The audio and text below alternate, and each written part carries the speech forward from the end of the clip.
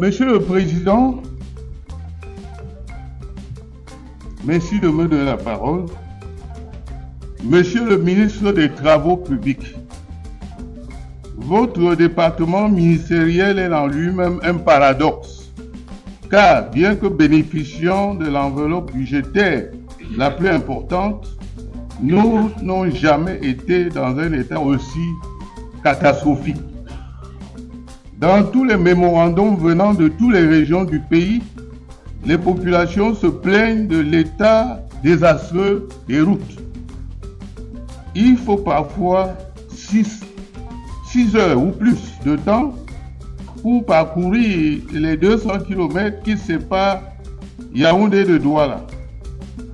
Le délégué général à la Sûreté nationale, M. Bargagele, en sait quelque chose. Après son coup de gueule, vous avez subrepticement inauguré à grand renfort de publicité le bouchage des nids de poules sur cet axe vital qui relie les capitales économiques et politiques du pays.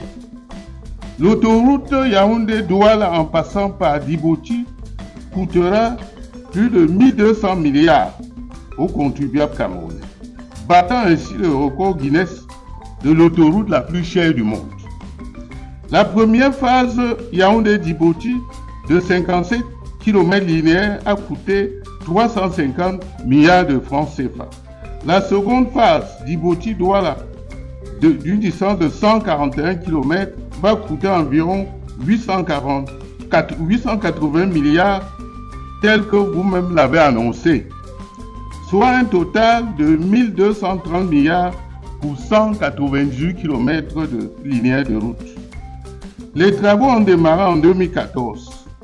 10 ans après, on n'a pas encore entamé la deuxième phase. Le Cameroun, sous votre magistère au ministère des Travaux publics, a les routes les plus chères et les plus dégradées d'Afrique. Que répondez-vous à ceux qui vous accusent de passer l'essentiel des marchés de bitumage des axes routiers aux membres de votre famille, voire à vous-même, à travers des sociétés écrans?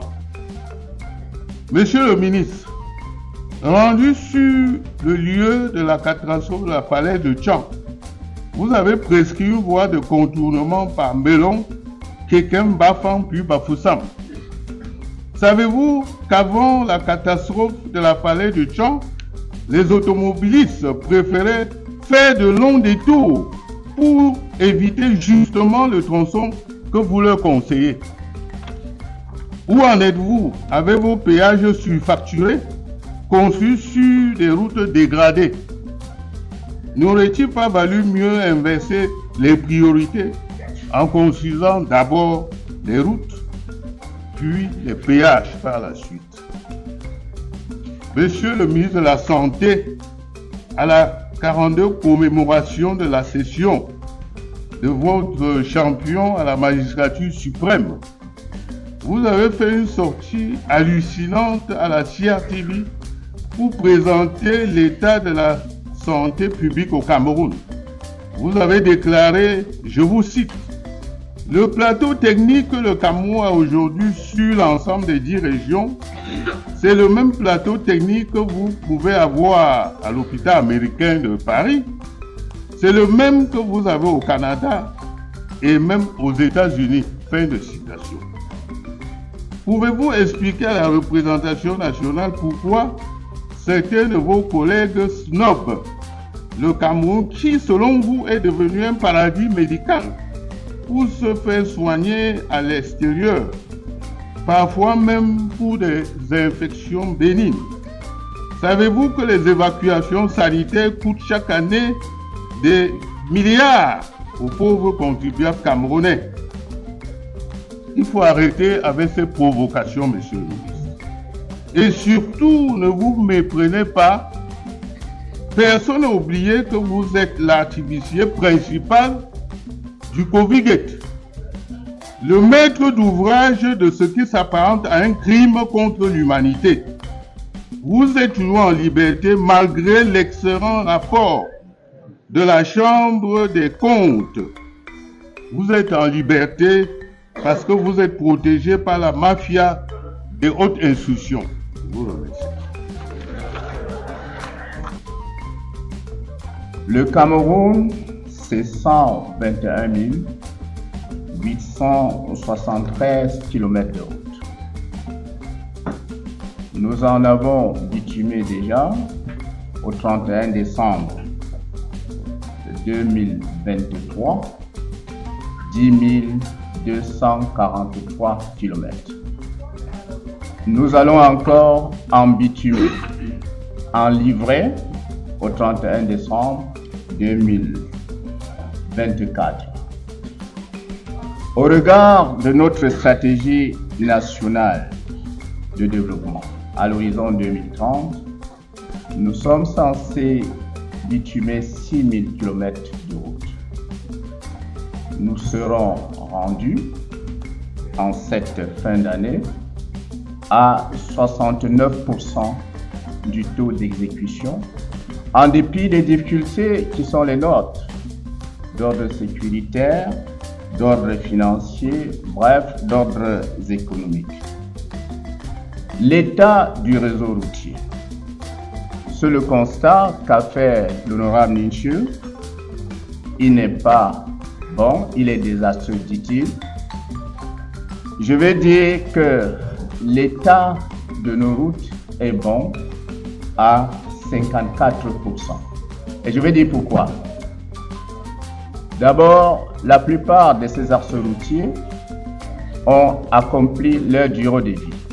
Ce sont des axes routiers qui ont été construits il y a environ une vingtaine d'années. Ils ont donc accompli leur durée de vie. Troisième raison, ce sont les rendements des entreprises sélectionnées pour les travaux. Ces rendements qui sont insuffisants en raison, là aussi, de leur capacité financière faible.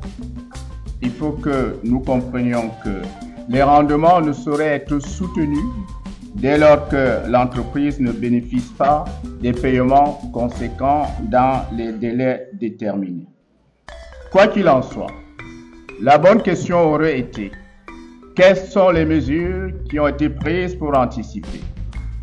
Vous nous avez autorisé en 2024 l'allocation de 65 milliards de francs CFA pour justement relever le niveau de service de ces routes dont la dégradation s'amorçait et s'est accélérée pour les trois raisons que je viens d'évoquer.